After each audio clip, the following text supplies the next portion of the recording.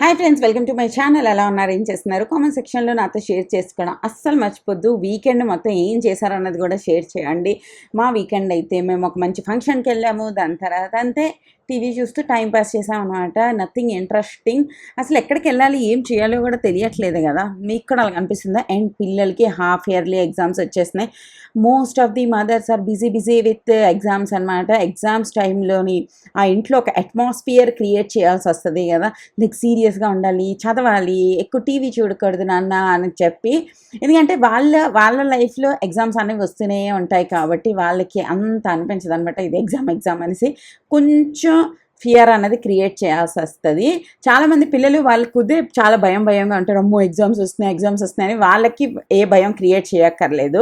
కొంతమంది పిల్లలు ఉంటారు, ఎగ్జామ్స్ వస్తూనే ఉంటాయి, ఎగ్జామ్స్ అసలు ఎప్పుడు బంద్ అయింది అన్న యాటిట్యూడ్లో ఉంటారు. వాళ్ళకి కొంచెం బియ్యం క్రియేట్ చేయాల్సి వస్తుంది అనమాట. మా పిల్లలు సెకండ్ కేటగిరీ వాళ్ళు అనమాట. ఎగ్జామ్స్ అంటే మా అమ్మ వాళ్ళు ఎప్పుడు ఎగ్జామ్స్ పెట్టారు మా అమ్మ అంటుంటారు. సో వాళ్ళకి కొంచెం మనం చెప్పాలన్నమాట, ఎగ్జామ్స్ నాన్న చదవాలి నాన్న, తప్పు నాన్న అనేసి.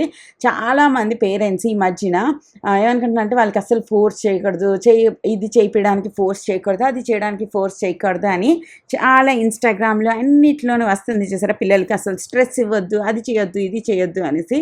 ఇక్కడ ఒక చిన్న డిఫరెన్స్ ఉందన్నమాట. నువ్వు ఇంజనీరింగ్ చదువుతావా, డాక్టర్ చదువుతావా, సిఏ చదువుతావా అన్న దాంట్లో చాయిస్ ఇస్తాం, కానీ చదువు మానేస్తావా అన్న దాంట్లో చాయిస్ ఇవ్వం కదా. ఇఫ్ మనం పిల్లలకి అంత చాయిస్ అన్నదే ఇవ్వగలిగితే ఫస్ట్ అయితే సగం మంది పిల్లలు చదువు మానేస్తామంటారు అనమాట. ఎందుకంటే they don't know real value of చదువు. సో అది అనిపించింది. లైక్ ఈ మధ్యన ఇంకొకటి కూడా చాలా ఎక్కువ నడుస్తుంది. అది వచ్చేసి టాక్సిక్ సెల్ఫ్ లవ్. ఇది ఎప్పుడైనా విన్నారా మీరు? మీకు అసలు వీటి గురించి ఐడియా ఉందా అన్న నాకు కామెంట్ సెక్షన్లో షేర్ చేయండి.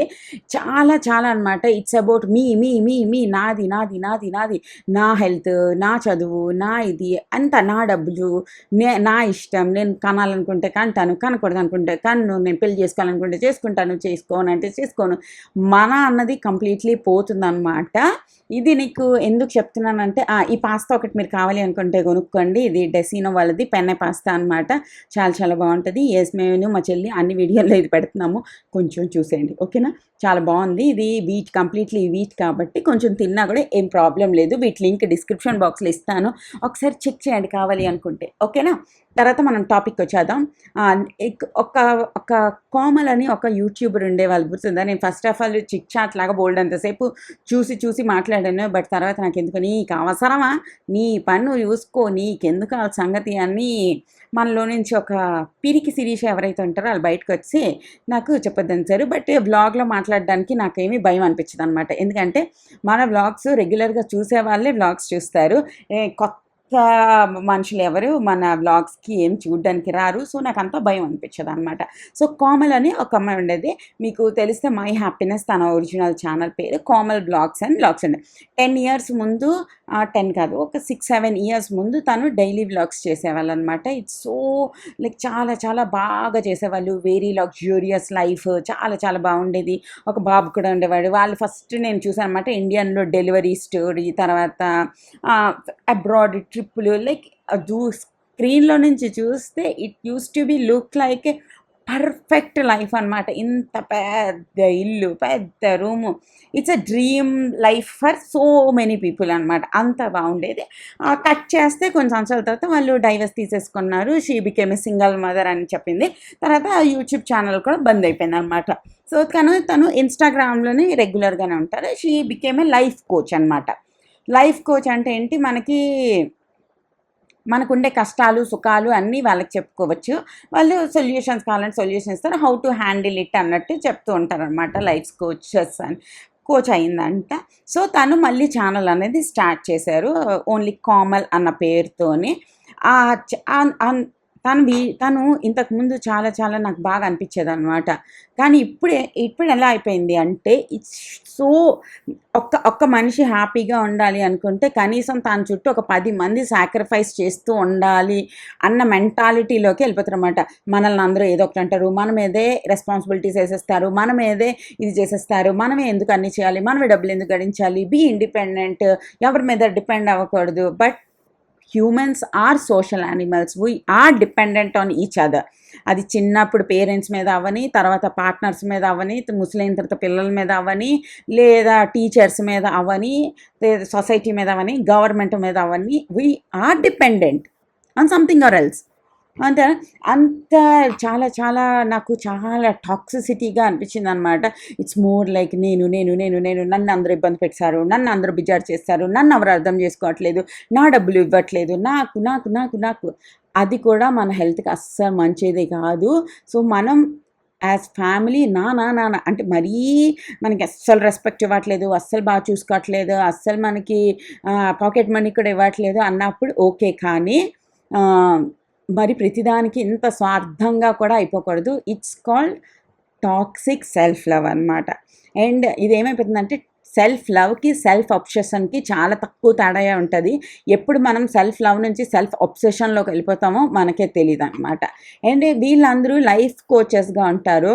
లైఫ్ కోచెస్గా ఉన్నప్పుడు ఏమవుతుంది అంటే లైక్ వాళ్ళు ఏం నేర్పిస్తారంటే ఇదే నేర్పిస్తారు. ఆల్రెడీ మనం సాడ్ అండ్ డిప్రెషన్లో ఉంటాం అనుకోండి, అప్పుడు అవతల వాళ్ళు మనకి ఏం చెప్పినా నిజమే కదా, వాళ్ళు నన్ను నిజంగానే ఇన్సల్ట్ చేశారు కదా, వాళ్ళ ఇంటెన్షన్ అది కాకపోయినా. సో ఇది నా అగరోదే చాపర్ అనమాట. 6-in-1 చాపర్ చాలా అంటే చాలా బాగుంటుంది. మన పని చాలా ఈజీ చేస్తుంది.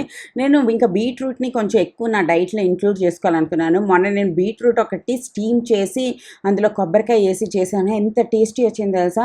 దాని తర్వాత కొంచెం ఇవన్నీ చేస్తాను. రేపు దోశ బ్యాటరు ఇవన్నీ ఉన్నాయన్నమాట ఇంట్లో. వాటిలో కొంచెం కొంచెం మిక్స్ చేసి వేసుకుందామని చెప్పి. అండ్ నేను ఈ స్టోరీ అంతా మీకు ఎందుకు చెప్పానంటే లాస్ట్ ఇన్ని నిమిషాల నుంచి మెయిన్ రీజన్ మనము చాలా డిప్రెషన్లో ఉన్నప్పుడు, సాడ్గా ఉన్నప్పుడు ఈ రోజుల్లో థెరపిస్టుల దగ్గరికి, కౌన్సిలర్స్ దగ్గరికి, తర్వాత ఈ లైఫ్ కోచెస్ దగ్గరికి చాలా ఈజీగా వెళ్తున్నాం. అండ్ ఈజీగా యాక్సెస్ కూడా ఉంటుందన్నమాట. బట్ మనం వెళ్తున్న వాళ్ళు కూడా మంచిగా ఉండాలన్నమాట. అంటే మన లైఫ్ నిలబెట్టేలా ఉండాలి కానీ ఎరగొట్టేలా ఉండకూడదు. వాళ్ళని సెలెక్ట్ చేసుకోవడం అన్నిటికన్నా పెద్ద టాస్క్ అనమాట.